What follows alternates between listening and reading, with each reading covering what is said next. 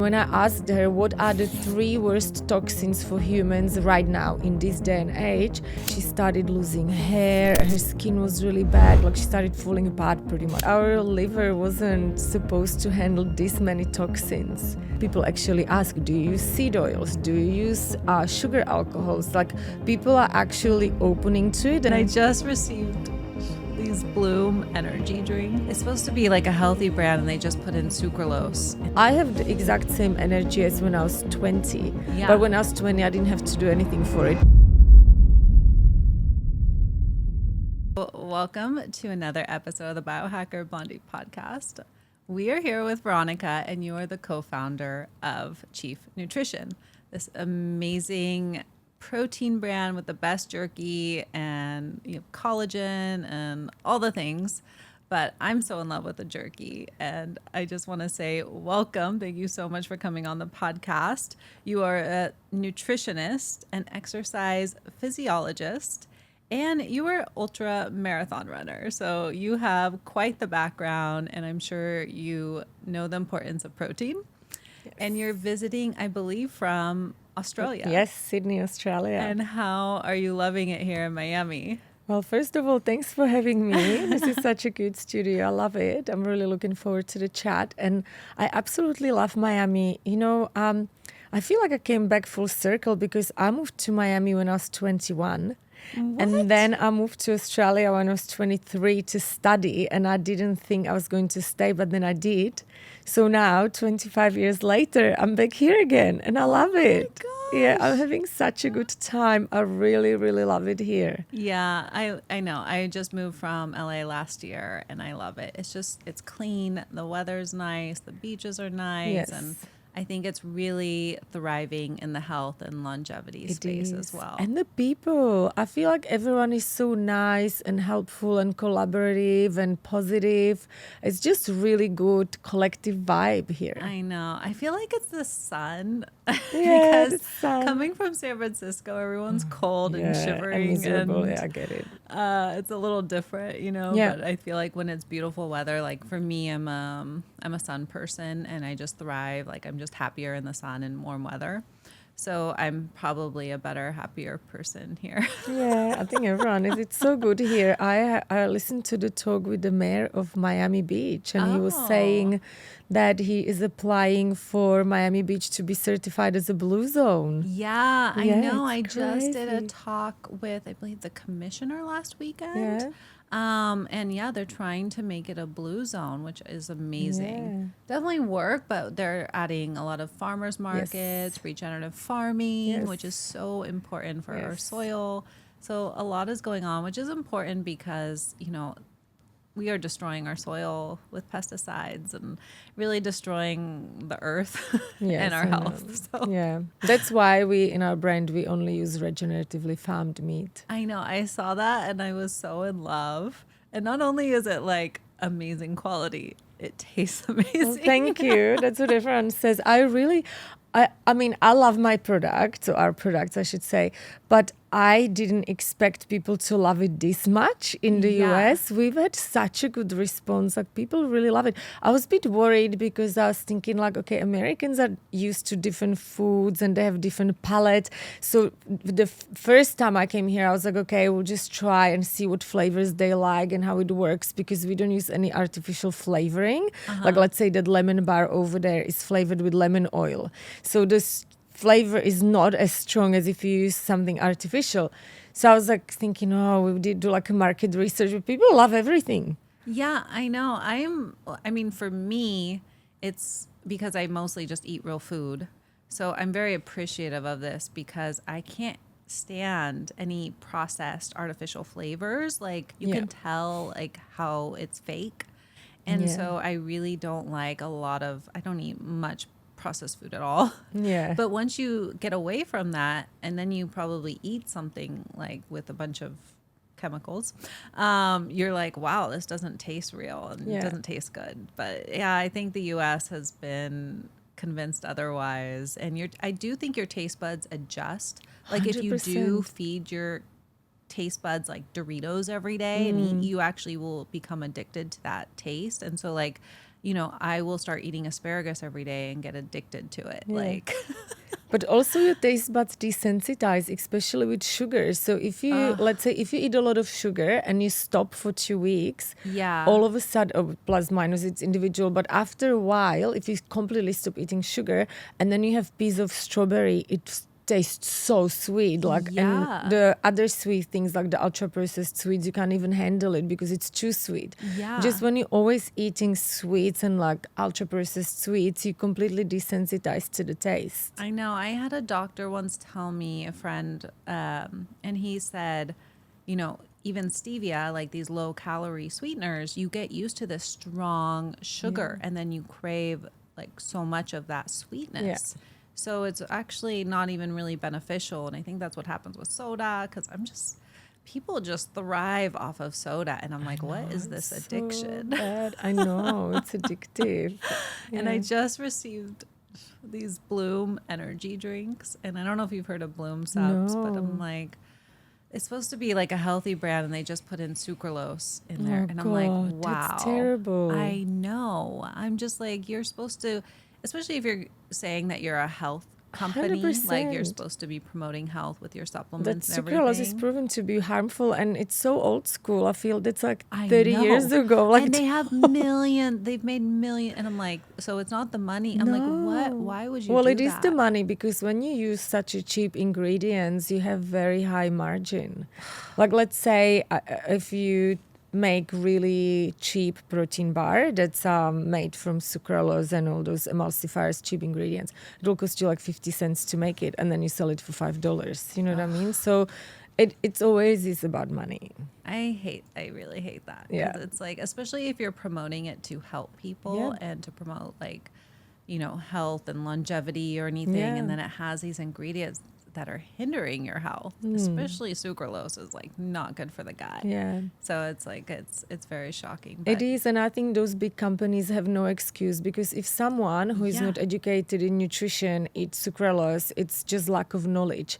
But a massive company that's got their whole nutrition team and access to research, they have no excuse for using ingredients like that. That's just... It's awful. Yeah. I'm like so embarrassed for them, because I'm like, you have years and years of all this information and being at the start of like I think it was like a green powder supplement. Yeah. And now you went to this. I'm like, why would you do that? You sold out to it. But so you're visiting you're not staying here. Well, I'm visiting, but this is a very long visit. So know. I How came long here have on you the been 23rd of February. Oh my And God. I'm still here because there's been so much happening, and I thought I was only going to stay for 5 weeks, but then I'm like, oh, you need to come to this event and that event, and it's like kind of snowballed, and I'm still here, but I'm leaving in May. Oh, okay. I was like, maybe you're going to stay But here. then I come back. I'll be coming back, yeah. Okay, because I feel like you've been here for a while. Like everyone might know you by now, because I feel like every event you've been going. I know, but I've been going to so many events in such a short time. I have no life. My best girlfriend lives in Miami. She's like my sister. We've known each other for 20 years, and I barely see her. Even like this weekend, she's like had all these plans, and I'm like, well, I have events on Saturday and Sunday. And she's like, oh my God. Are you just like eating this on the way to each event? At the events, yeah. Yeah, I like the air-dried steak, the plain one, and that's what I mainly eat the whole time. It's so good. I'm like, okay, so what's your favorite bar? My favorite bar is the hazelnut brownie. Oh, okay. And my okay. favorite product overall is that carnivore air-dried steak, but I also have the chocolate collagen powder. Oh, I have it okay. as a hot chocolate every day. I really love it. That's my sweet treat. Oh my gosh, that's a good idea. Yeah. So when did Chief Nutrition come to the US? Because I saw that it was Chief Nutrition, I believe, started in 2014, 15, yeah. In So, Australia. A long time ago. Long time ago, yes. We Why started... am I just hearing about it now? Yeah, I think because there's a lot of different reasons. They have lots to do with the business and business strategy. So people now in Australia, we are in the most major supermarkets, gas stations, and health stores, and people think that all of a sudden, like Chief is everywhere, it happened overnight. But we've had the business for 10 years, and for 7 years, we had no profits. We were just like breaking even. So we didn't really have money to play with, and we didn't want to take another investment to come to the US. Yeah. So it took a while to, start profiting, and then, also having the quality and consistency of the production, sorted, because I feel like America is very big and also very unforgiving. I think you guys are used to such a high quality service and high quality everything that if you come here and the product is like half good, you burn yourself, and then maybe it's hard to return. So we were waiting until we were confident that the products are consistently good, if everything is great, and then we can come here and launch it. So it took a while. So you just launched in the US this year? No, we launched in the US about a year and a half ago, but we didn't do any big bang about it. We just started the website. We launched on Amazon, got a warehouse in LA, but didn't really do much about it until I came here in February and started going around all the events and promoting the brand. And why?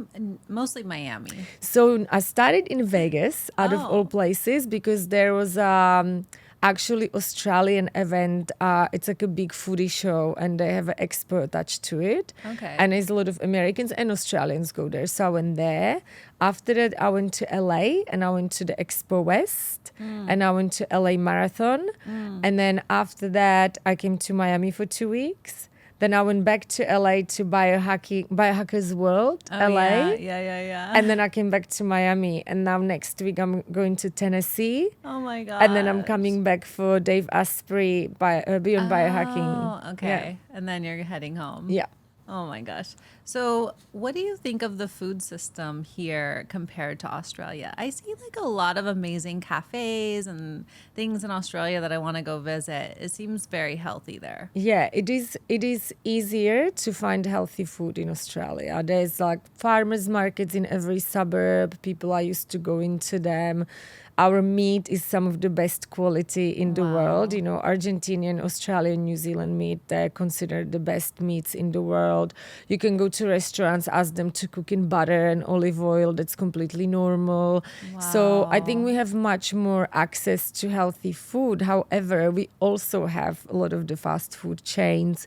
We also have the ultra-processed foods in the supermarket. So there's a big proportion of the population that has the same issues as Americans. If you want to eat healthily, it is much easier in Australia than what it's here. Yeah, I feel even our whole foods are not as healthy. Yeah. Like that's the hard part I have with the US, and that's why I'm going on Monday to the Supreme Court to the poison versus about the rally pesticide and about the herbicide, 57,000 pesticides, because they have so much money, and I see everyone trying to fight them, and it's like they just keep blocking any type of basic like free speech. They're trying to block that on to say anything bad basically about pesticides. So. It's really bad. And every doctor I spoke about it, there's a very renowned environmental medicine doctor in Australia that it's like a 1 year waiting time for her. She's amazing. She speaks internationally.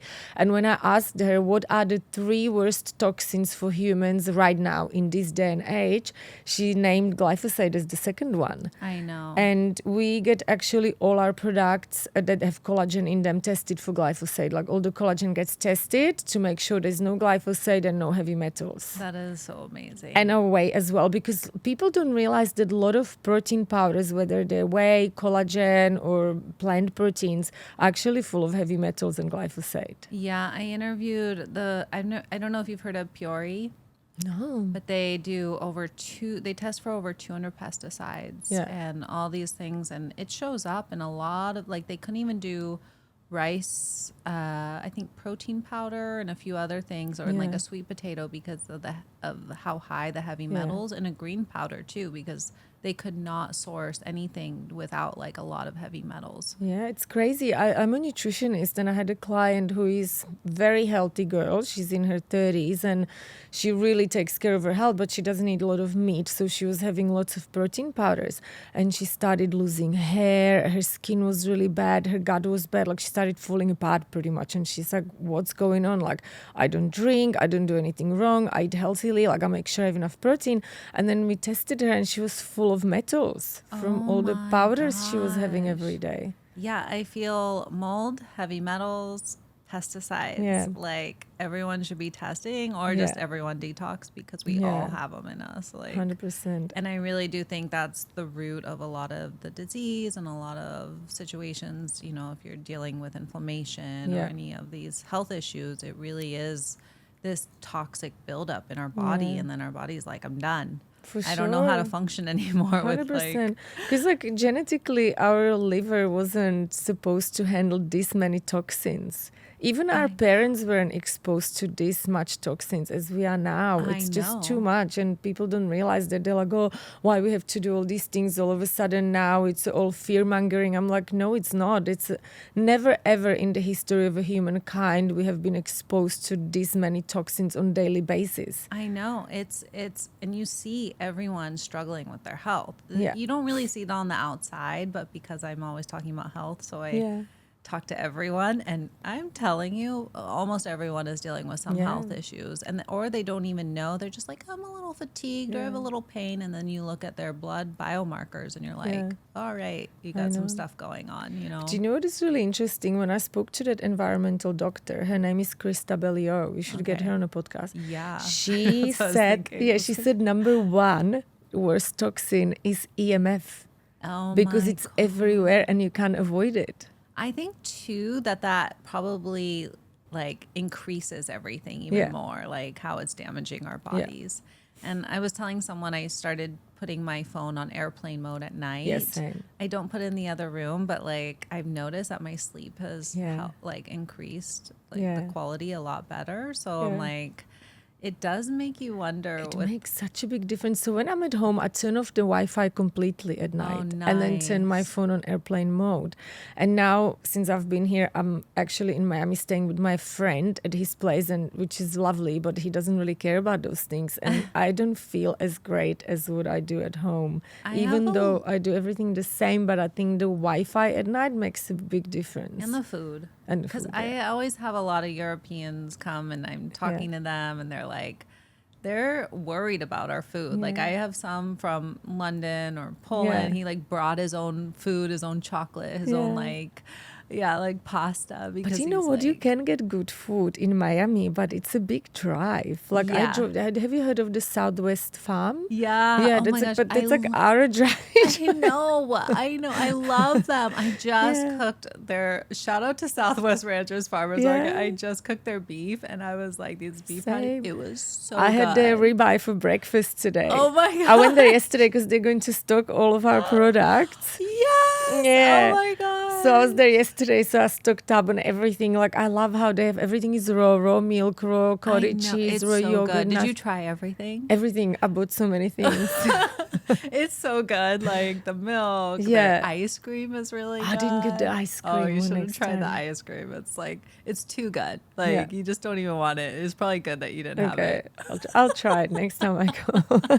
But yeah, it's an hour away. I have to struggle. This is like what I do is basically just, I find like Paradise Farms is regenerative here, Southwest Ranchers, Hubbard's Cupboards, and I have to go and like find my corn and soy free eggs and, you know, all these things. It's like hunting for real food. Yeah. And I don't go out to eat much because I don't trust the food system at restaurants. Like we are getting, I don't know if you saw Nude Miami is opening. It's going to be like the Air One in Miami. Yeah, where is it? Brickell. Yeah, is it only one? Or they're just opening their first one here. When is it opening? I think soon because they asked for to start hiring. Okay. So I think it's going to open I have soon. to let me know. I really actually love Erewhon. I'm not a big fan of Miami, but for LA, sorry, but I miss Erewhon. That's the food there is really good. I don't know why they can't expand faster. Like you would think they would just New York and Miami put one location Yeah. each at least. And I'm Maybe like, they want to have better control. yeah. But even in Erewhon, you can buy foods that have bad additives in them. I Like on know. the shelves. I trust know. the food that they cook because they don't use any seed oils and everything is organic. Yeah. But what they sell in the store is not 100% legit. Yeah, you still have to look. So Yeah. I'm hoping like Noon Miami will be kind of like the hub, right? Like Yeah. maybe they'll have Southwest Ranchers Farmers Market and everything. Yeah, I that'd be don't know. amazing. So, okay, so tell us how this company started and why did you, I don't know if you were at the very beginning with Chief Nutrition Yeah. and what was the inspiration behind it? So, interesting story. So, in 2014, 2015, I became an Australian citizen. And to celebrate becoming Australian citizen, I wanted to do something that's very Australian. And You there were is not born in Australia? No, I was born in Czech Republic. Oh, okay. I was born in Czech Republic. I moved to Miami when I was 21. Okay. And then I went to Australia when I was 23 to study. Okay, you have an accent of Australian or is Czech Republic? I think it's all mixed up together. It's all mixed up together. It's definitely not a pure Australian accent. It's definitely mixed up. So anyway, so I became Australian in 2015 and I wanted to do something really Australian. So I went to do this memorial trail, which is in jungle in Papua New Guinea. And that's where Australians fought Japanese and pretty much saved Australia from being taken over by Japanese. And it's called the Kokoda Trail. And people do it as like a memorial walk as a respect to the Australian New Zealand soldiers. So you're in a jungle for 10 days. There is no toilet, no water, like you drink water from a river. And everything you want to eat, you need to bring with you. And everyone already gets stomach problems there because you drink from a river and there's like animals You're and not stuff. It's not filtering? very clean, like you're filtering, but it doesn't really work. So anyway, I've never used to eat any ultra processed foods, protein bars and things like that. So I was thinking, oh my God, what am I going to bring? Because I don't want to eat ultra processed foods and everything else is going to go off in it. Like everything that's healthy, it's perishable besides nuts and things like that. So I ended up taking lots of South African dried meat, which is called biltong, and nuts and some dried berries. And I ended up mixing it together as a trail mix and it was delicious. But it was like getting soggy. I had it in a bag, fell apart, it like went all over my backpack. It was like annoying. So when I came back, my now business partner and his wife asked me, so what did you eat? And I told them and they're like, oh, that sounds disgusting. I'm like, no, it's actually delicious. So I made it up for them next day and brought it. And like, actually, that's amazing. And I'm like, yeah, but it's like falls apart and everything. I would like to have like a meat bar, like a protein bar that's made from meat and doesn't have any shitty additives and seed oils and things like that. And there was no meat bar anywhere that like we looked to buy. So we decided to make our own. And that was our first product. We made one bar from beef and one from lamb. And they're our first two products, which we don't have in the United States. They sell really well in Australia, but they're very hard to make. And we are not allowed to import them from Australia into America. We can't even import this because it's air dried. And this is considered raw because it's not cooked or frozen. So we have to bring the Australian meat to America frozen and then we defrost it and make this from that. Wow. And we haven't found anyone yet in America to make the meat bar for us. We have manufacturing in Australia, but we cannot bring it here. Even when I try to send it in a parcel to my friends here, it gets taken by the customs. Oh my gosh. Yeah. So that was our first product, and then everything else came after. Is the US the most difficult or? Europe is difficult as well. Okay. In Europe, there is even an issue with monk fruit. I think monk fruit is not approved in Europe. I don't understand because why. it's just a fruit. Yeah, It's I'm so always bizarre. wondering about that. Yeah. So what do you think with Australia's regulations? I saw something of like paraquat being sprayed on blueberries. Did you see that? Yes, I did. Yeah. And I was really shocked because Yeah. I just always think Australia's healthy, just real food, thriving, real meat. Like, Yeah, there is access to real healthy food. As I said, most of, let's say in Sydney, almost every suburb has good farmers markets where you can buy organic, unsprayed food from the farmers. But what's in a supermarket, that's all sprayed. Yeah, I was really shocked. Like supermarket food, you do not buy it. Even in Australia, they sprayed. One of the doctors that's really interested in this told me on my podcast that they spray the glyphosate on the wheat a day before harvesting to make it drier, so in it's easier to Australia, desiccate. Yeah, because they do that here, but I Yeah. thought most Yeah. countries don't do that. yeah. We're the only I think ones. Australia is almost as bad as the US with glyphosate, but then we have also lots of access to healthy food. Like real local foods that are trying. Same with to- the meat. Like you can have, there are many and many regenerative farms in Australia for meat, but they're also still factories to Yeah. factory farm meat. So you can, it's easier to find healthy food, but if you go to supermarket, it's, I know.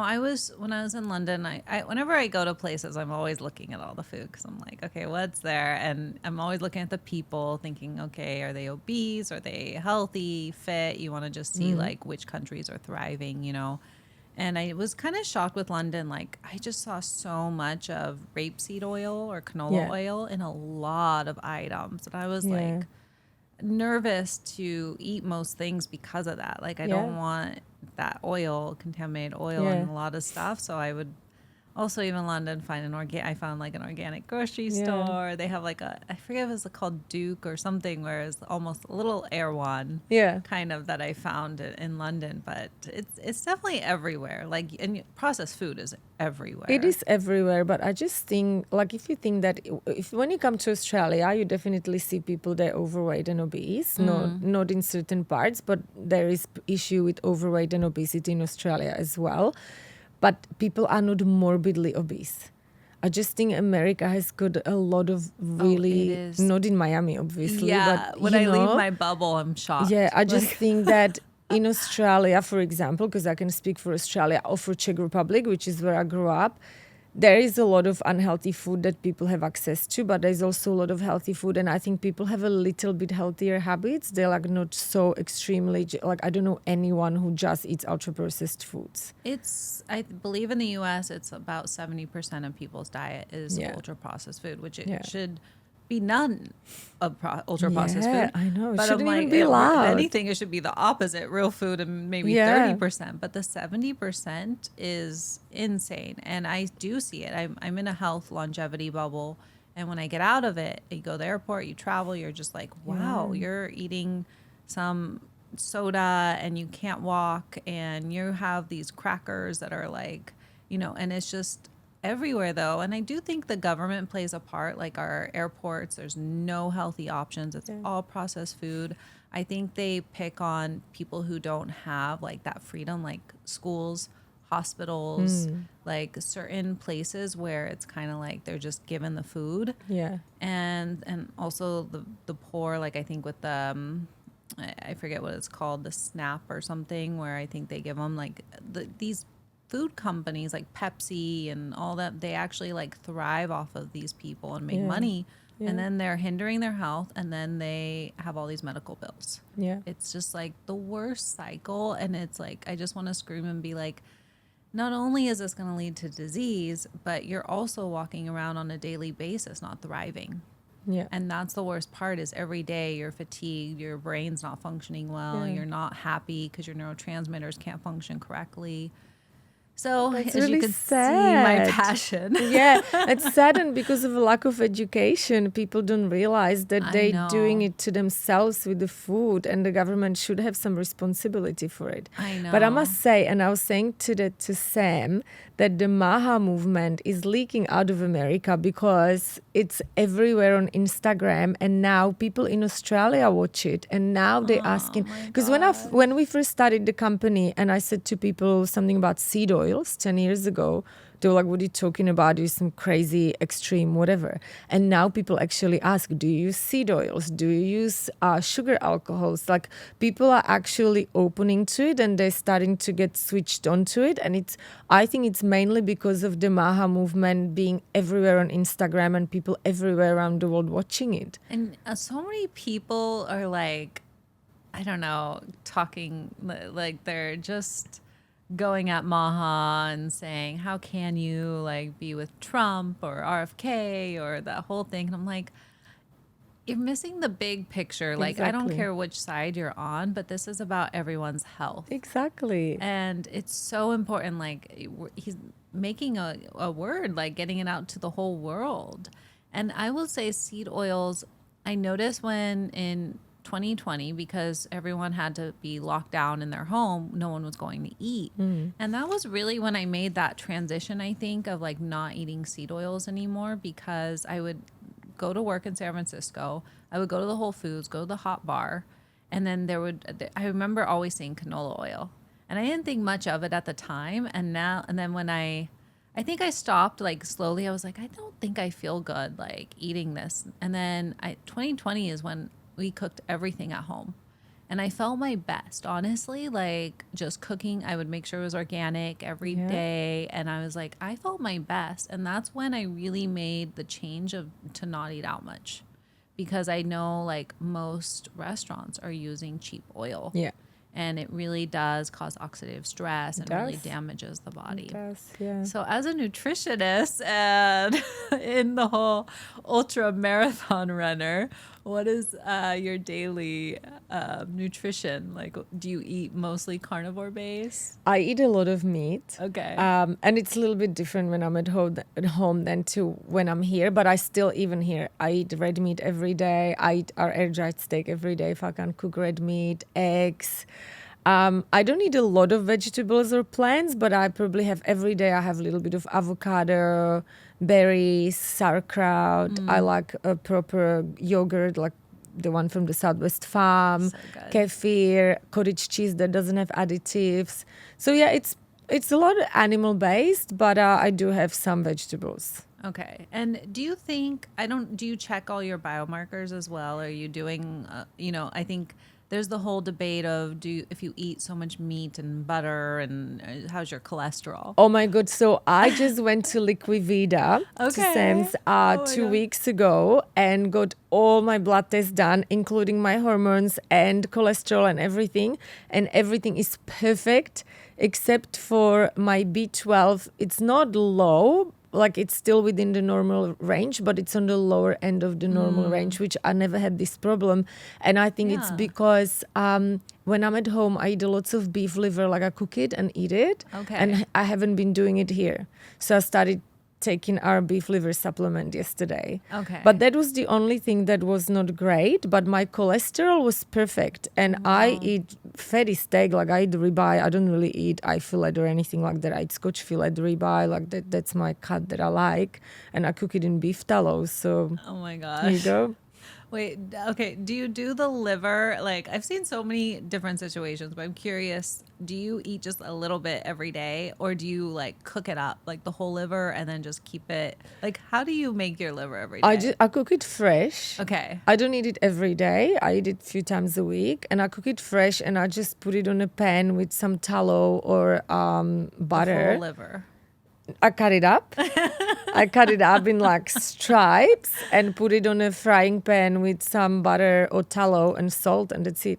Okay. And have you always eaten like this? Well, yeah, because I'm from Czech Republic, that's normal. Eating liver is normal. Yeah. It's really funny because I grew up doing things that now are considered biohacking, but I grew up at school. We had to do sauna and ice bath from the age of 6. When I was sick, my dad would put me in front of red light. We used to eat beef liver is a part of our normal cuisine. Sauerkraut. I still till today make my own sauerkraut at home when I'm in Australia. Here I buy it at Whole Foods. I don't know how good it is, but Wait, at how home do you make your own sauerkraut? I make my own sauerkraut. How? How? What's the So recipe? okay, so I have it's like a big fermenting crock pot. It's like a Okay. ceramic pot, so you can't see through it. It's like ceramics. It's big. And you just chop up the cabbage. It needs to be organic cabbage. You need to wash it properly. You chop it up. And then when you chop it up, I add a little bit of grated apple and cucumber, just one of each, because it makes it ferment quicker. New product for Chief Nutrition. Yeah, and then it's very easy. I can tell you the recipe in 2 minutes. And then you calculate, you weigh the whole thing, like the cabbage with the apple and the cucumber. And then whatever it weighs, you calculate how much is 3 to 4%, and you add 3 to 4% of that salt. Okay. And I use either Celtic salt or Himalayan pink salt. And then you like squeeze it with your hands until you have the water. And then you can add whatever you want. I like adding caraway seeds and fresh dill. And then you just put it in a pot, you squish it really down, and the pot comes with like 2 weights. So you put the big cabbage leaves on it, put the weights on it, and then put the top on, and you seal it with water. You like pour water around so there's no air comes in, and then you just shove it in a cupboard, and in 2 weeks you have sauerkraut. Okay. I need to rewind this episode. I'm going to write everything I make down. everything. I make my own bone broth. I make my own sauerkraut. I try to make everything. Do you have by these myself. recipes online anywhere? No, but I can send them to you. Okay, please. I need to start doing I can send them to you because I always think it's the best to make your own. I know where I bought it from. I know what I put into it. Yeah, no, I didn't use any plastics while I was making it, because that's another thing. You can buy healthy stuff, but you don't know how they made it. Like a lot of the yogurt is made in like plastic containers and kept in plastic containers. And bone broth. Yeah. And I'm like, are you putting it hot into the plastic That's what I mean. And then you full microplastics. So I'm just like, people think I'm crazy, but I prefer to make everything by myself. And you feel better. Yeah. I feel great when I'm in Australia. Like, that's the thing. I'm like, I always want more energy all day, every day. And I want my brain and my body to be like, I don't want to be in pain. I want to be able to do and work out and be active and do all the things I love. And I see so many people take that for granted, and then they start feeling aches and pains and tiredness and brain fog. And it's like, you know, people might think I'm crazy, but I've never felt better. Like, even as a kid, I'm just like, I would eat a lot of processed food growing up. Like, I don't think like during that time people were thinking about it as much. And it was common, the sugared cereals and everything. And I'm like, I grew up not healthy, you know, and I always went to the gym and like did this, but like, and then in my 20s, I was always still somewhat like exercising, and I did even raw vegan. I would like do a lot of that, but you know, we all keep learning. I was actually hospitalized for almost being vegan. They couldn't find any iron in my body. So that was like back to eating meat. Yeah. That's what happens a lot. I know. I'm always like, a lot of people are iron deficient. Yeah. And I'm always asking people, please check, even men. Yeah. And a lot of women. In Australia, I think 50% women are iron deficient. And it's huge on your fatigue and your whole body. It's like giving oxygen to your organs. Like it's like your brain, everything, you know, with your hemoglobin. And I'm like, it's very important. Yeah. And so the ferritin and your iron and all that is so important. So I take my iron drops too now, but that was a big eye opener to start eating meat. Yeah. And I think a lot of vegans, you can do it right. Like, I don't know what your take is. And I know also I was going to ask you about DNA, because I think there's also, you know, genes where maybe people can't process saturated fats as much. Yeah, everything depends on genetics. And I believe that there are some people that can be healthy vegans. Yeah. It is very difficult. Yeah. They can't do it without supplementation, which I already feel like if I can't be healthy just from healthy food, it's inherently something wrong with it. But I have to admit that I think that people with certain genetics can be healthy vegans if they live generally healthy lifestyle and if they're really diligent with their diet and supplementation, but it's not for everyone. Yeah. And same with the high-fat diet. It's not for everyone. Yeah. Some people have genetically issues with their cholesterol, and such a diet in long term can tip them over the edge. So I think diet is very individual, and it largely depends on your genetics, but also your lifestyle, your levels of stress, where you live, what kind of food you eat, like the quality of the food. It's not the same being carnivore, eating meat from Publix, and being carnivore, eating meat from Southwest Ranchers Farm. You know, it's very, very different. And that's why I feel there's like a Netflix documentary, like talking about how, I think it was, eating meat lowers your sperm count and your testosterone and everything. But those types of studies, it was like, were they eating hamburgers from McDonald's? So I actually delved deep into this because the World Health Organization released a statement years ago saying that red meat causes cancer. And then it came out that pretty much all they used were ultra-processed meats like deli and ham and ultra-processed sausages. And they were comparing people, they're eating meat on pizza and drinking beers with it and like using barbecue sauce that's full of chemicals. Like there was no study that's done on people actually eating Like organic, 100% regeneratively grass-fed. farmed, grass-fed, grass-finished beef with no shitty sauces and no alcohol and no, whatever people have with it. So yeah, it is those results are very skewed, and that is fear It mongering. scared a lot of men. Like I knew a Yeah. lot of men that were eating meat and they were like, I'm not going to eat meat anymore. And they tried to like do vegetarian. If anything, eating meat increases your testosterone, and being Yeah. vegetarian reduces it. Yeah, and I think a lot of what happens with vegetarians or vegans is they eat all this processed vegetarian food. I know. I am like, it's shocking how this whole Yeah. processed But that's what happens with everything. That's what happened The with protein keto. and protein now. So first it happened with vegetarian, vegan, all these ultra processed snacks. Then keto was popular. So then Yeah. everyone came out with keto snacks.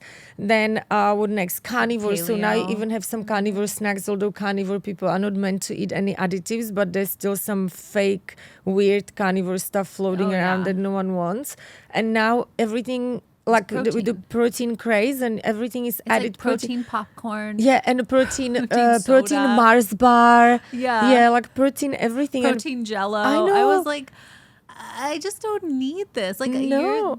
your jerky has 32 grams of protein, 180 calories. Yeah. Like 3 ingredients. And it's a real food that your body actually recognizes as a real food, so it absorbs most of the nutrients. While if you eat ultra-processed food, the body doesn't recognize it, you don't absorb it properly, it's actually probably even toxic in some instances. Oh, for sure. So, and also the jello protein and all those protein snacks, like what kind of protein is in it? What's Yeah. in the protein? Is I what know. quality it is? Does it have glyphosate in it? Does it have heavy metals? You can eat all these protein snacks and actually cause more damage. I know. And then like these, I don't know, like all those additives as well. I'm just like, is that Yeah. organic? Where is that coming from? Like any of those added ingredients, it's Yeah. not like you know exactly the source. And I'm like, I Yeah. don't know what this is. Like, Yeah. and I mean, I see it in my building. People need to be aware of this because it is shocking I how know. so many people still eat even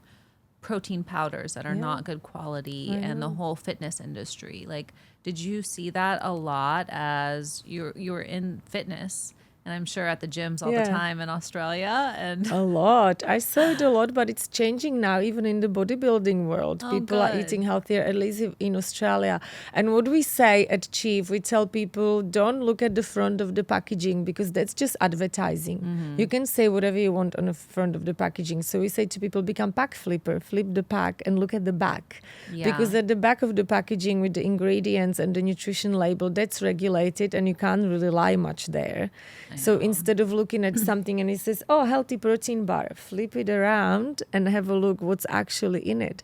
And this is why I love the MAHA education, because they talk about the additives, about the colorings, flavorings. And I just wanted to say, for me, it's not about politics. Like, I'm not in America. I don't get involved in American politics. For me, I Yeah. just look at it purely from the health perspective and the health education and how much knowledge has spread because of this movement in regards to all the food additives, for example. It's so important, and I don't know why I feel the U.S. is so behind in all of these chemicals and additives, and when Europe has banned Red 40 like 30 years ago, and I'm like, why are we still It's a big adding this? business.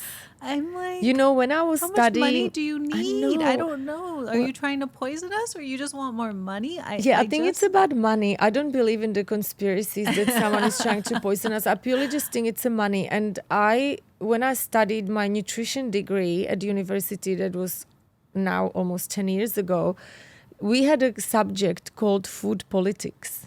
And we were talking about how big companies manipulate things and how it works and about all the policies. And yeah. It's a whole beast. It's a big business. It's same as alcohol. How big business is alcohol? And we know that alcohol has been classified as a number 1 carcinogenic by World Health Organization, but it hasn't been banned. And you can still sell it and make a lot of money, and alcohol companies make a lot of money, and it's allowed. And it's same with ultra-processed foods. I put ultra-processed foods to the same category as alcohol. I agree. I think it's so toxic. I think people are, I don't know if you've been on the peptide craze, but I feel like everyone's talking about peptides now and going at peptides and saying how they can be dangerous or this or that. But I'm like, look at the foods in the grocery store. I think those bars, some of the protein bars, are much worse than the research-only peptides. I think it's a distraction. Like, look at all the medication that's causing other issues, health issues, or addictions, or doing a lot of damage to people. Look at all the processed food. Look at the alcohol. Look at a lot of the stuff going on. I'm like, maybe let's put our focus on that. But it's all business. Can you imagine if no one ate ultra-processed foods and no one drank alcohol? All these big food and alcohol companies would go bust. I know. And then people would be healthier, so lots of the pharma companies would go bust as well. The economy would probably fall apart. I know. You can't patent, I guess, blueberries or like patent, so like you can say the claim and package it up, put some wrapping in it and say, okay, this is my product. And it's you go in the grocery store and I'm like, everything is packaged, and I'm like, this is not good for our environment either. No, like, it's not. If you eat just real food, you're not contributing to all this waste in the landfill. So now we're also putting I don't know how long this is going to last.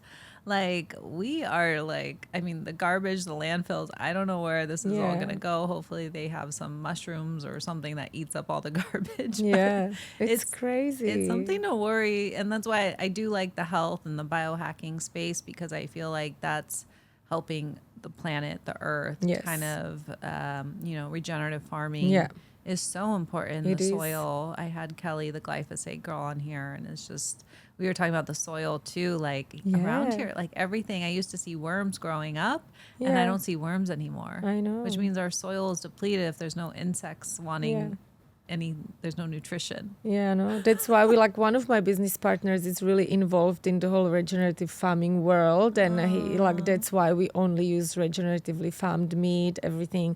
And once a year we actually go with the whole team to a regenerative farm for a night, and we do all our strategizing there, and then we walk around the farm and have a look at everything and get all the a rundown from the farmers with explaining to us how it all works, and it's really cool. I love it.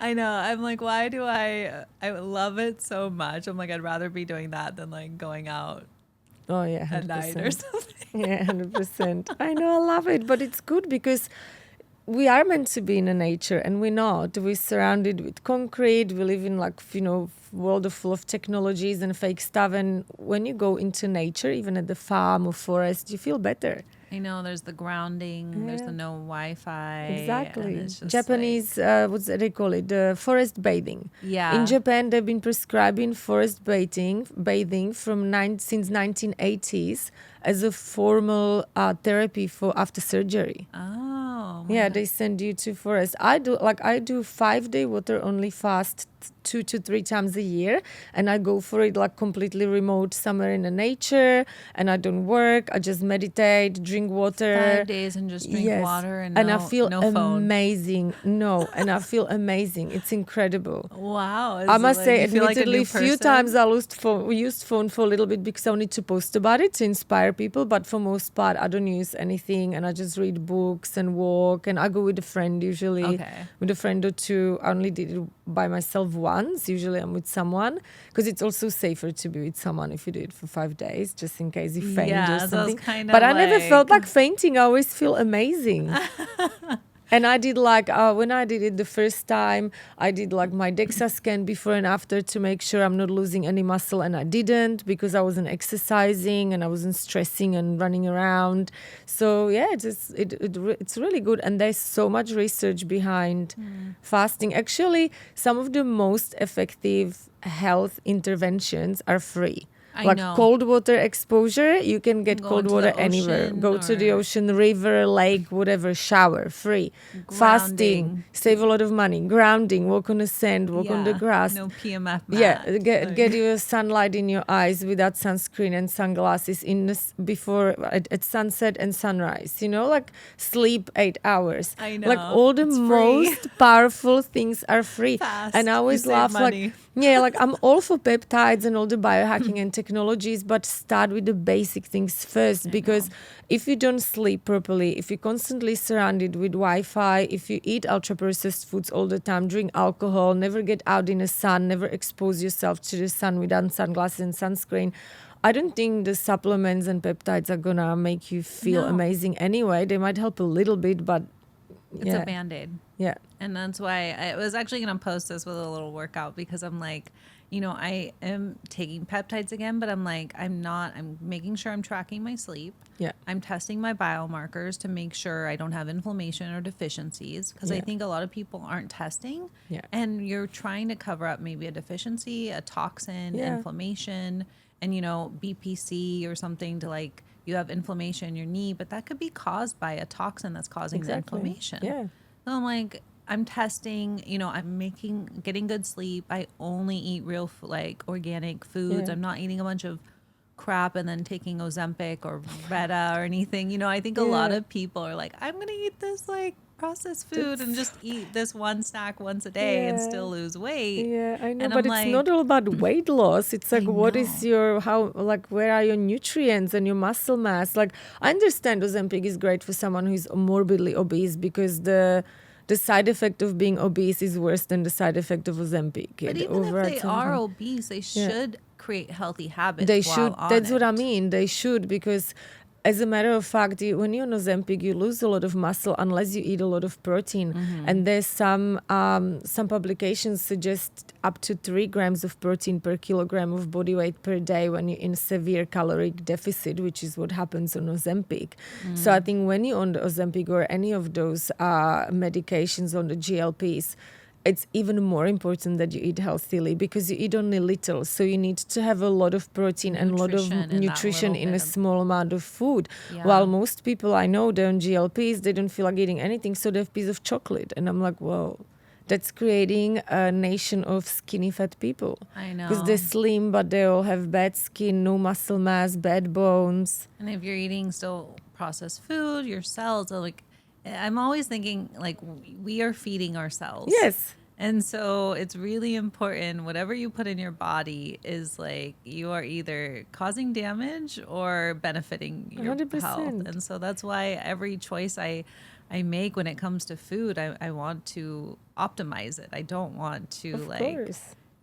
feel hungover. I think a lot of people don't even realize like how they feel, because I'm so in tune. Yeah. And if you do eat something like not right, like if I do go out to eat, I honestly feel a little like hungover the next same. day. You can do it from like a lot of sugar or a lot of, if you add a bunch of sugar with seed oils, there's you oil. definitely feel hangover, because it overloads your liver. Yeah. And it's same like alcohol overloads your liver, and that makes you feel a bit like hangover. So you learned a lot with going to get your nutrition degree. Yes, but I've learned already a lot when I was a kid, because, growing up, like I grew up in communism and we didn't have a lot of ultra-processed foods, and I didn't even know that breakfast cereal existed. We didn't have it. Gosh, you're so I saw lucky. breakfast cereal for the first time in my life when I was 21 and I moved to Miami. Oh, That's when for the first time in my life, I saw and tried breakfast cereals, and I was like, okay, no, thank you. It's insane, right? Like if you go down the aisles, like I went to Target the other day, because I typically will either just do Whole Foods or a local farmer.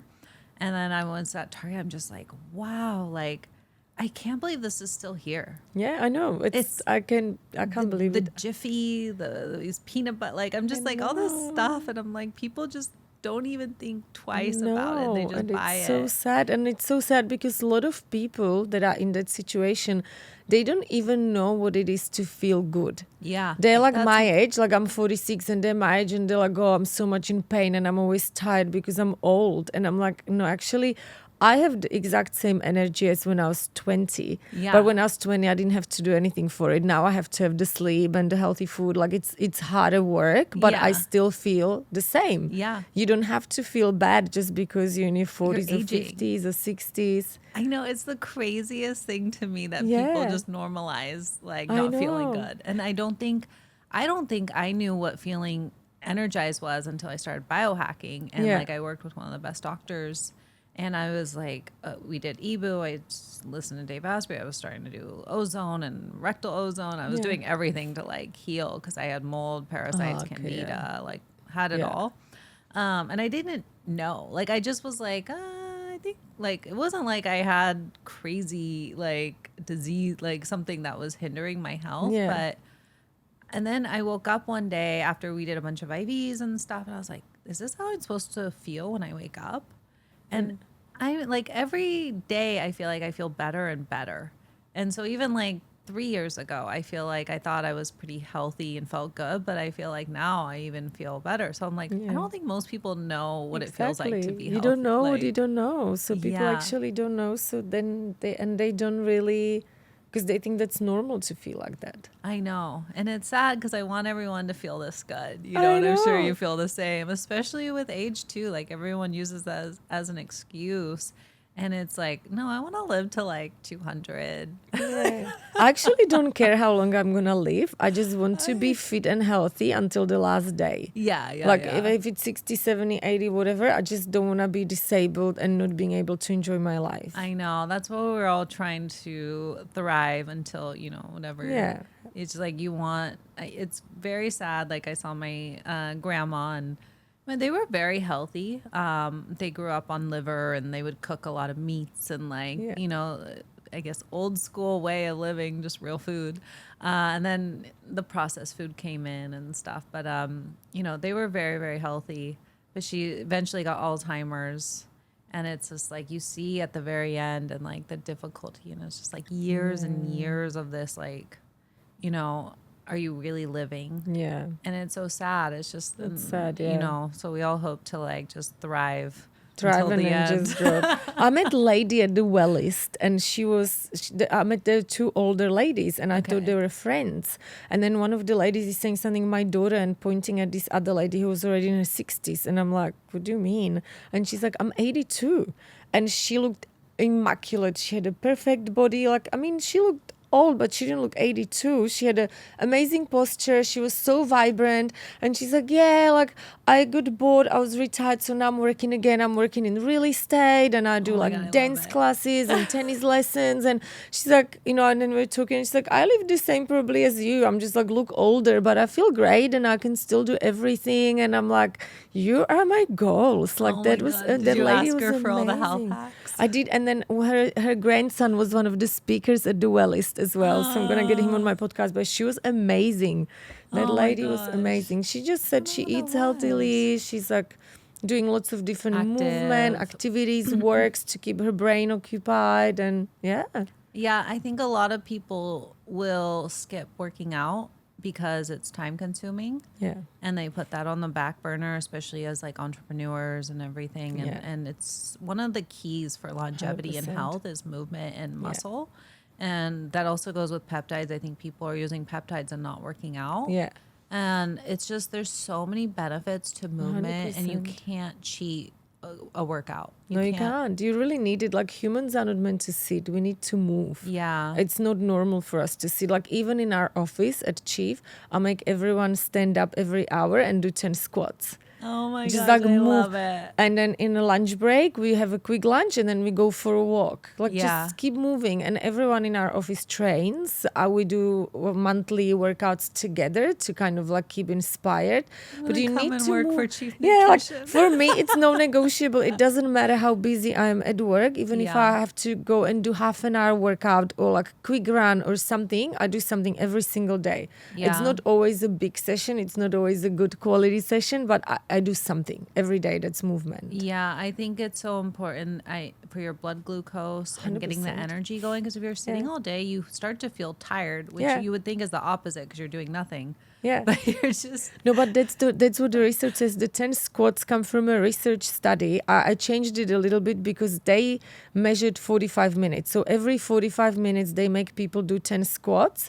And that was better for blood glucose control than sitting all day and then doing half an hour walk. oh my gosh, I love it. It was more effective. So just 10 squats, but every 45 minutes are hard to measure. I'm always like every full hour, 10 squats, everyone. Even if we're in the middle of a meeting, everyone is doing 10 squats. Do you have stand-up desks? I have stand-up desk. Okay. No one No else one in else the wants team it. does. They're Yeah, like, no, I have no. stand-up desk. I love it. I love standing. Like I couldn't sit all day. Yeah, it's really bad. I try even to get my steps throughout the day, like 3,000 here, Yeah. 3,000 there. I used to teach reformers in San Francisco, Mm-hmm. and I was like in my best shape because I wasn't working out hardcore at all. I would just be teaching. Yeah. But it was because I would have a class in the morning to teach or in Yeah. class here and there, and I would like be moving my body Yeah. throughout the day. And I think that's one of the best things you can do for your 100%. body. Movement. Like my mom is 72, turning 72. She's same size as me. I can wear her clothes. She looks fit. She never put her foot in a gym, but she does everything around the house. We have big property and yeah. she does all the lawn mowing, raking Gardening leaves, gardening, lifting things. Like even me, like ever since I got to Miami, everyone is asking me about my arms. And I'm like, actually, when I'm at the gym, I never Do arm workouts? do any arm workouts, but because I'm always at the events lifting the boxes above my head, that's my workout. Yeah, yeah, You know, yeah. so like if you move all day, every day, and if your work involves lifting heavy weights and you don't have any injuries, you don't even have to go to the gym. Have you had any injuries before? I'm injured right now. From the ultramarathon running. I actually When? had In LA? No, was this? I got injured last year, but really badly. 2 of my hamstring tendons actually detached from the bone. Oh my god. Like at my hip, and I didn't want to do the surgery because it's very risky, and the tendons only slipped a little bit, so I got recommended to just do a lot of rounds of PRP injections and rehabilitation and shockwave and like peptides and other therapies, and the tendons are actually attached now without surgery, but it's not, the attachments are not very strong yet, so I'm still kind of recovering and still running just very slowly and not as much. But yeah, I also get injuries, you know, everyone I know. does. That's what I was, if you're in sports, Yeah. that's what I was like, sometimes if you just walk and you garden, Exactly. you're preventing injuries. So I think a lot of people in the gym, they're like lifting these heavy weights and it Yeah. can do damage, or especially marathons where you have to be so Exactly. careful. And look, I can tell you as a professional, as an exercise physiologist, nutritionist and athlete myself, being an elite athlete is actually not healthy, and it's not really conducive to longevity and anti-aging. Yeah. Because when you're an elite athlete, you're absolutely smashing your body. Ultramarathon running, which is what I do, a lot of oxidative stress. I know that, but I love it, and you know, I deal with the consequences. But I wouldn't have this injury if I wasn't training for ultramarathon races, you know what I mean? So I think like people look up to athletes because they're achieving such a great things, but being an elite athlete is actually not the healthiest thing to do, especially when you're older, because Yeah. it does age you. I think with exercise, same as with everything else, you need to have the right dose The and right balance. form. Like too little is not good, too much is not good, too little intensity is not good, too high intensity every day is also not good. Yeah. So it needs to be the right dose for the response that you want. So are you going to do another marathon? or I no? am never going to run 100Ks anymore Okay. because I think like now at this age, I really just don't want to age Risk it. prematurely for no reason, because ultramarathon running also, it's quite damaging to your gut.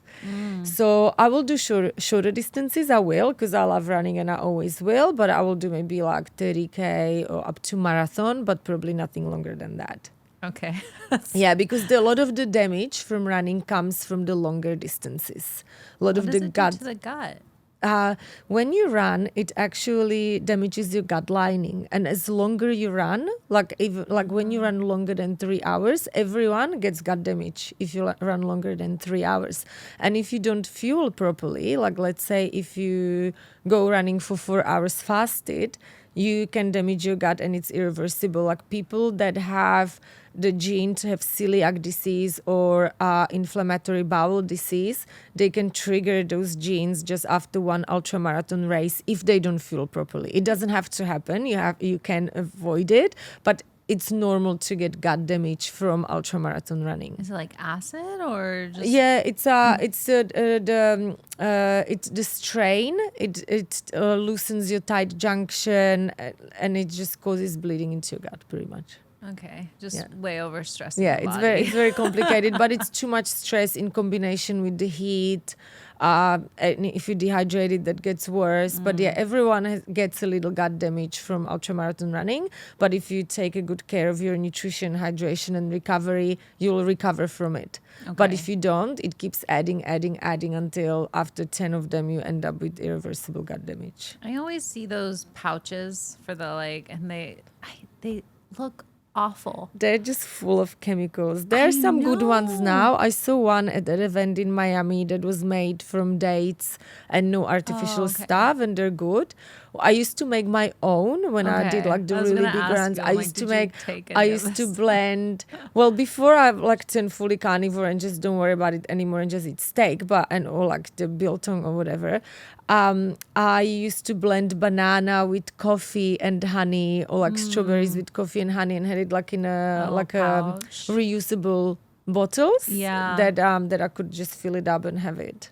That's smart. Because I think those are all ultra processed junk. Terrible. And then you're running and you need the best when you're putting your body under that much stress. I'm like, yeah. But you know what? It's amazing. So I did this ultramarathon race in France, which is the most famous ultramarathon race in the world. It's called Ultra Trail Mont Blanc, and you have different distances, like up to 200 kilometers, whatever. And they have checkpoints where you can stop and refuel and stuff. That race had at checkpoints bone broth, potatoes, cheese, prosciutto. They had fruits. They had baked goods, proper, not some fake stuff, proper bread, butter. It was incredible. I'm like, oh my God, I don't even want to run. I just want to sit here you're and smelling all it is goods, a feast. Yeah, but it was so nice to just sit for a second and have a bone broth in the middle of a race. Oh my gosh, for the ultra marathon? Yeah. Oh my gosh. That was so good. I was like, wow. So tell us about all the products you guys have. I know we've gone off, but you guys have so many amazing products. Thank you. The collagen bars. So we have a lot of products and we have more coming. So we have the collagen bars.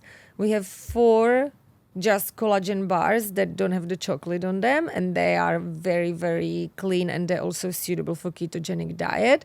Then we have the 4 flavors that are covered in dark chocolate, which that dark chocolate has got tiny bit of sugar in it, so I probably would not recommend it for ketogenic diet, but it's still very low carb. We sweeten it with monk fruit and tiny bit of maple syrup. Okay. And there's no artificial additives whatsoever, no sugar, alcohols, obviously no seed oils. We use MCT oil. So those are super clean.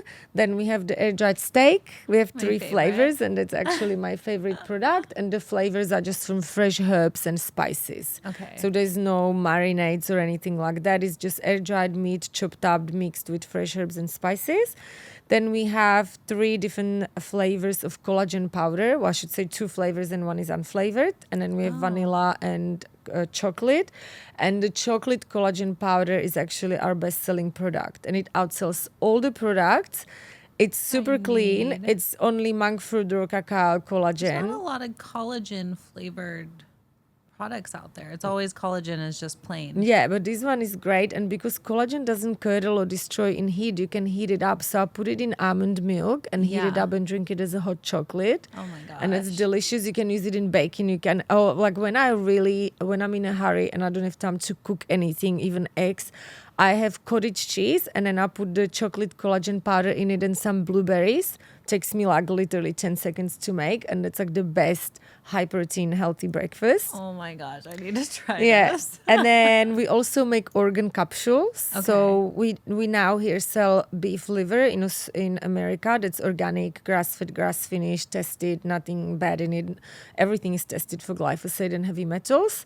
And yeah, these are the products we have on the market at the moment, but we have more coming that we have in Australia, and we launched them here in June, which is creatine, Okay. That's what I was going to ask you. colostrum. Do you take creatine? I only take creatine when I travel or when I can't sleep. Oh, I don't interesting. think because of all the meat I eat that I actually need creatine on a daily basis, but there's a lot of research on creatine for sleep deprivation, which when you travel, you're sleep deprived because of jet lag.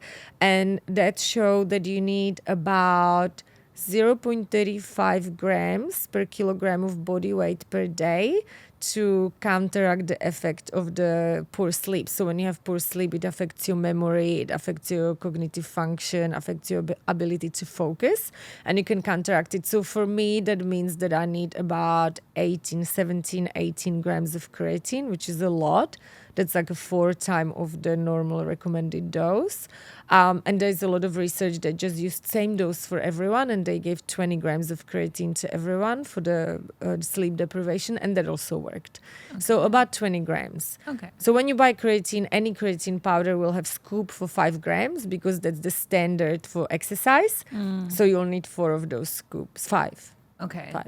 So you guys are coming out with creatine and what So we else? have creatine. We already have it in Australia. We're sending it here. So creatine, colostrum, Oh, nice. which is for gut health. And then we have lots of different encapsulated ranges that are made from different internal organs, all Okay. organic, grass-fed, grass-finished, like heart, liver, kidney, and then I mixed with some herbs for enhanced effect for like to help you sleep or to replace your daily multivitamin. So we're pretty much trying to make a healthy replacement for the traditional vitamins or minerals. So for example, any traditional iron supplement, like, the cheap ones that you buy in a store, they have like 2 to 3% absorption rate, and they cause Yeah. nausea, constipation.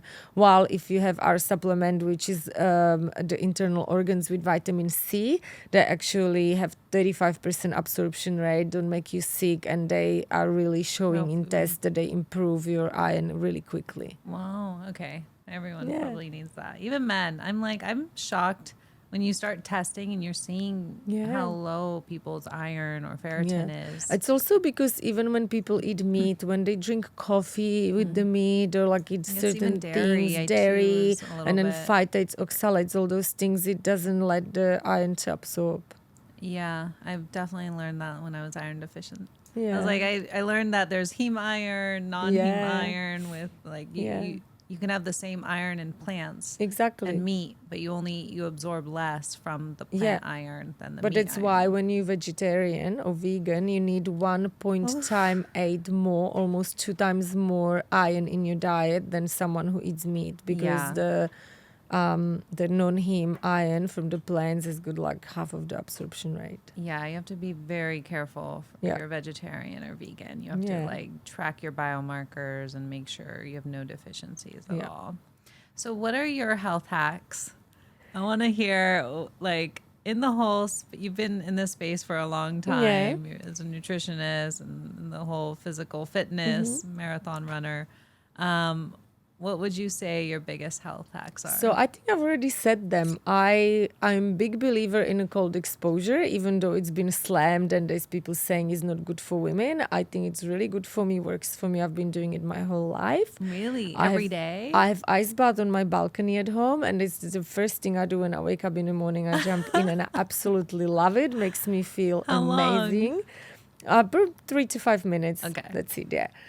So I love that. I love sauna. Also been doing sauna my whole life. That's a part of Eastern European culture. I love being out in the nature. Trail running. I'm in a forest, so I'm forest bathing while I'm running. Sunrise and sunset, no sunglasses, no sunscreen. I think that makes a big difference. Having a good sleep, eating lots of fermented foods like that sauerkraut and proper yogurt, proper kefir. I think that makes a huge difference to your gut foods. health. Well, there's a lot of science, so I don't think I know that makes difference. Daily movement and meditation as well. And having positive mindset. Because in the end of the day, mindset is everything, If you start sitting around and saying, oh, I'm tired and I'm so old and this is so hard, doesn't matter how much biohacking you do, you're still going to feel like shit. I think it starts with the So, mindset, and yeah. that's why like I meditate, I try to be calm, I measure my stress on my Oura ring. Me I look at it too. at work when I start feeling like I'm stressed and I look at it and my stress is going up, I just walk away and do like 5 minutes meditation outside to bring myself down, do some breath work and then come back. I love the Oura ring. That's so good. It really helps. The cycles, my sleep, Yeah, like my even the stress. training, like when your HRV is low Yeah. overnight, you shouldn't be doing high intensity training the next day. Yeah, like you shouldn't be doing like Olympic powerlifting, but you can go for a jog. And when you have high HRV, that's a good day. Okay, now I can have hard training session. So it actually helps you to train more effectively as well. I didn't think about that. Yeah. I think you just like hit all the foundations of health. Yeah, and those are the basic hacks. And then, of course, when I'm injured, I did the PRP and I did the peptides. But would I do it if I wasn't injured? Absolutely not, because I don't need it on every day-to-day basis. Same with the creatine. I eat a lot of meat. I don't need it every day. Yeah. But when I travel and I'm sleep deprived, yes, I'll have it then because that's when I need it. But the things that I do all the time, those are the first few things that are foundations of named. And health. then everything else is sometimes when I need it. It's the best way to actually have true health is like you have to lay the foundations. There's no like cheating with any of these biohacks. No, and I think first you have to address all the basics before you start biohacking. You know? But I mean, people say that ice bath and sauna is biohacking, but to me, it's a normal part of my life. I don't really feel like it's so. Sauna's been, I don't know how old I sauna know. is. But it's Oh yeah, and these actually centuries forgot old. to say this I do for biohacking. Did you Oh, see that? Yeah, for the interviewed EMFs. him. Yeah. Yeah. That's Lila Quantum. Lila right? Quantum, yeah. Yeah, so and I wear that every day. Protect us from all Yeah. EMFs. Yeah, yeah, I know. That's because when the doctor said that's the worst one, I'm like, oh my God, I have to like stop using my I know, Wi-Fi. I'm hoping that start those things wearing work. this. I'm like, please, I have one by my bed. I have his little like square thing by Yeah. my bed. I'm like, please work. Nice. Yeah. So where can everyone go find Chief Nutrition? Is it in any stores or just online? No, and Amazon? at the moment it's just online and on Amazon in the Okay. US. The website is us.wearechief.com. Oh, okay. And then on Amazon you just type in Chief Nutrition and it will come up. Amazing. Yeah, and Well, it will be in the Southwest Ranches Farms next Oh, week. my Yeah, gosh. we do have some like small stores, small stockies, but we're not going to any Very big rare. chain or anything like that at the moment. Yeah. Okay. Well, I'm so excited that you guys are here in the US. Yeah. I'm so excited that I found you. I actually found Thank you at you. Biohack Miami. Yeah. And then I was trying it. I was like, oh my gosh, I need like 10 of these. Yeah. I've been addicted. And then Sam reached out to me and he was like, hey, you should interview this girl. And I'm like, oh, I love her stuff. It's so good. Yeah, So- well, make sure I keep your supplies up. And if any of the listeners want a discount on our website, Oh, they yeah. can get 20% off with the code VUSA, but it's VEE Okay. USA. Okay, I'll put that in the show notes. Because everyone calls me V, so it's a kind of my Okay. code. Yeah. Not Veronika, just V. In Australia, Australians don't like long names. Oh. If your name is longer than 3 letters, they will shorten it. So Veronika is V. My friend Emily is M. She doesn't even get 3 letters. She gets 2. They just shorten everything. So no one calls anyone their full name if it's so long. So I'm V in Australia. I'm Veronika in the US. Okay, it's good to know when I come visit. Well, thank you so much for coming Thank on. you. This was such a great conversation. I definitely feel like we're like-minded in the health That was space. fun. And Yeah, this was it so was great. fun. So really glad you're here. And thanks for coming on. Thanks for having me.